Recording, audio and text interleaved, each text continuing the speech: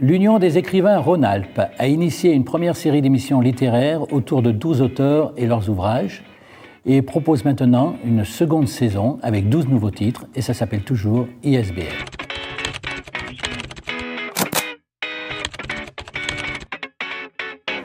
Audrey, coucou. Ex-Utéro, Audrey Dupont, chez Alter Éditions.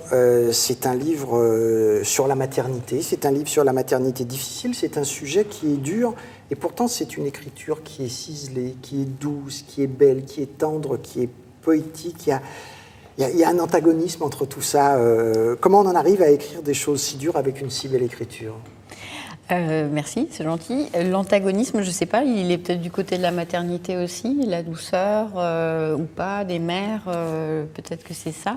Donc c'est un recueil en tout cas de 10 nouvelles dans lesquelles je fais effectivement rimer mortalité avec maternité, puisque c'est vraiment le prisme des relations mère-enfant quand l'enfant disparaît de manière accidentelle ou voulue. Donc ça m'a permis de traiter différents sujets de notre société, de l'avortement au déni de grossesse, au syndrome de Munchausen par procuration, au suicide des enfants par exemple.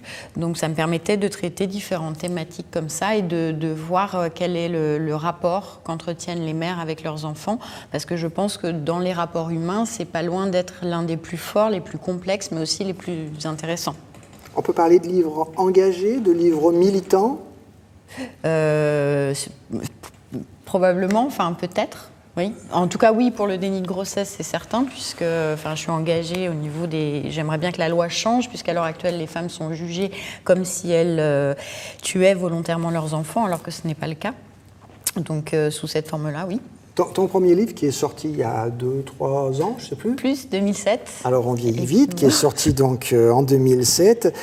C'était des monologues de femmes, oui. Et c'est la même chose, le sujet était déjà militant, oui. Déjà engagé. Oui, et puis peut-être beaucoup, ce sont toujours des femmes fortes, mais c'est toujours un travail autour de la résilience, c'est-à-dire qu'est-ce qu'on fait à partir d'un drame, qu'est-ce qu'on fait, comment on le transforme et qu'est-ce qu'on fait avec ?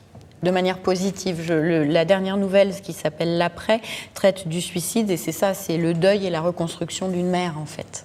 2 mots sur Maya Brahmi, qui signe la préface. Qui m'a fait l'honneur de faire la préface, effectivement, je l'ai rencontrée, elle a fait un livre qui s'appelle Dans le ventre des femmes, où elle a rassemblé différents auteurs et artistes du monde entier autour de la thématique de l'utérus, et plus récemment, elle a fait un livre qui s'appelle La vie refusée.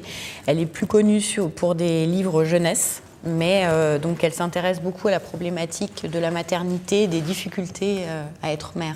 Prochaine production, 2 mots, prochaine parution. Un autre recueil de nouvelles. Il n'y aura pas que des femmes, il y aura des hommes qui parlent. Ah, ben voilà. Alter Éditions, Ex-Utéro, Audrey Dupont, à lire, impérativement.